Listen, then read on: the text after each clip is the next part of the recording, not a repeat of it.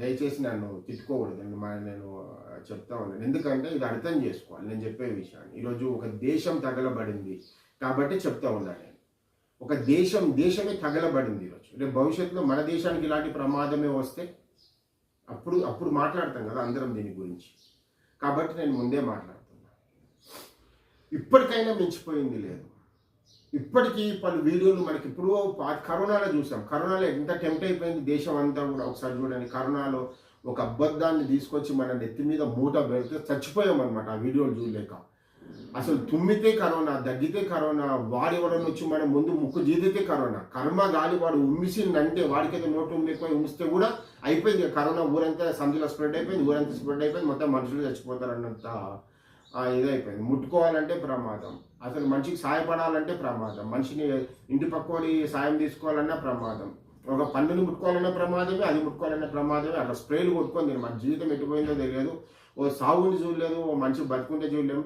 చచ్చిపోయి కాలిపోయడానికి మన సాంప్రదాయపు విలువలన్నీ మర్చిపోయి వాడు ఎటుపోయిందో ఈడెటుపోయినా అన్ని అంత దరిద్రమైన సమాజాన్ని కరోనాలో చూస్తాం. అయినా బుద్ధి మారలేదు ఎవరిది కూడా. నాతో సహా ఎవరిది మారలేకపోవచ్చు, మారదు కూడా. ప్రతి మనిషి ఒక కాలచక్రంలో తిరుగుతుంది. వాడికి అవసరాలు ఉంటాయి కాబట్టి ఆ కాలచక్రంలో వాడు ఏదో అదే గొప్ప అనుకుంటుంది, దాంట్లోనే తిరుగుతుండు. కానీ అది ఇదే బతుకు అనుకుంటుండు. కానీ వాడు అది శాశ్వతం అంటే నా శరీరం శాశ్వతం అనుకుంటుంది అది, కానీ అది శాశ్వతం కాదు. నేను మళ్ళీ చెప్తా ఉన్నా, మనకి బుద్ధి ఉంది, తెలివితేటలు ఉన్నాయి. గొర్రె కాదు మనం. అంటే గొర్రెలాగా కాదు, ఒకటి పోతుంటే దాని వెనుకల పోయే గొర్రెలం కాదు. నిజమేంది, అబద్ధమేంది, మంచి ఏంది, చెడు ఏంది అని అర్థం చేసుకునే ఒక పెద్ద సంస్కారం మనకుంది, ఒక సంప్రదాయం మనకుంది. చదువుకొని వస్తున్నాం కదా, లక్షలు పోస్తున్నాం ఈరోజు పిల్లల పైన లక్షలు పోస్తున్నాం. ఉన్నతంగా వాళ్ళు చదువుకోవాలని చెప్పి మనం తహతహలు ఆడుతున్నాం. చదువుకొని వచ్చిన తర్వాత ఆ పిల్లలకి మనం నేర్పించిన విజ్ఞానం ఏముంది?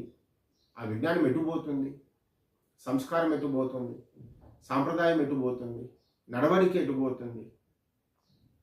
అన్నిటితో కూడుకున్న విలువలన్నీ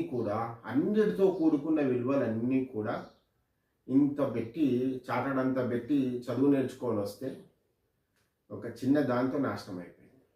అన్నీ నాశనం అయిపోయింది. ఆ చిన్నది మొబైల్ ఆడిస్తుంది, ఇట్లా మన జీవితాలను ఇట్లా ఆడిస్తుంది.